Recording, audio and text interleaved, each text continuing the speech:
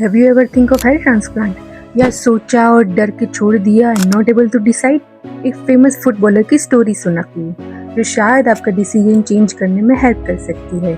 So June 4, 2011 में when Rooni tweeted something that literally changed the hair transplant history forever. He tweeted, "Just to confirm to all my followers, I have had a hair transplant. I was going bald at 25, so why not? I am delighted with the results." That's it. No PR team, no carefully recorded statement, no denial, and just yes, I did it.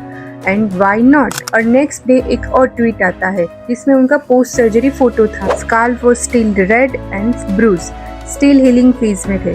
So the captions थे, hi all, that's my head, it will take a few months to grow and still a bit bloody too, but that's all normal, hashtag here we गो।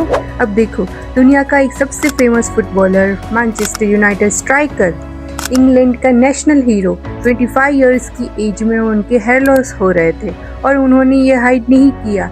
एक tweet में सब बोल दिया और एक joke भी मार दिया। अब उनके एक ट्वीट के बाद क्या फर्क पड़ा?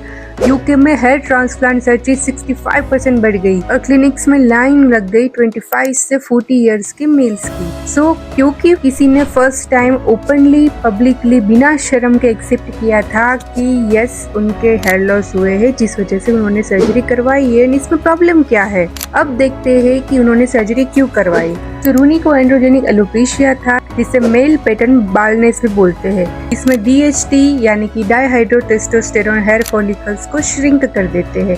It's genetic condition, it's very common and unfortunately इसका अर्ली ऑनसेट भी हो सकता है। अब 18 इयर्स की एज में क्योंकि रूनी के बाल थिन होना चालू हो गए थे इसलिए उन्होंने FUE करवाई जिसे हम फॉलिकुलर यूनिट एक्सट्रैक्शन कहते हैं, Harley Street hair clinic London में, जिसका एस्टिमेटेड कॉस्ट था 20,000 to 30,000 pounds and 2,000 to 2,500 around graft लगे और 6 to 8 आवर्स तक प्रोसीजर चला। तो जो उनका डोनर हेयर था वो उनके बैक ऑफ द हेड से लिया गया था एंड जो रिसीडिंग हेयर लाइन थी वहाँ पे हेयर ट्रांसप्लांट किए गए थे।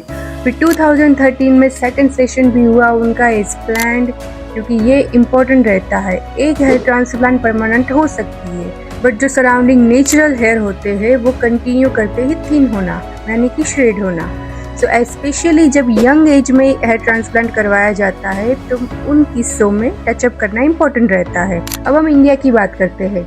तो यहाँ आज भी लोग हेयर लॉस छुपाते हैं, कैप पहनते हैं, विग लगाते हैं, इसीलिए नहीं कि उनको सर्जरी नहीं करवानी है, बट वो ये सोचते हैं कि लोग क्या बोलेंगे कि आपने प्लास्टिक सर्जरी करवा ली है। बट रूनी ने 2011 में ये स्टिग्मा तोड़ दिया सिर्फ एक ट्वीट से। तो अगर आपके हेयर लॉस हो रहे हैं प्लीज़ किसी भी रैंडम क्लिनिक्स या किसी भी रैंडम डॉक्टर के पास मत जाइए। एक qualified surgeon, certified clinic and proper consultation सबसे पहले लेना चाहिए क्योंकि सस्ता हमेशा अच्छा नहीं होता है एंड एक गलत हेयर ट्रांसप्लांट कभी रिवर्स नहीं हो सकता।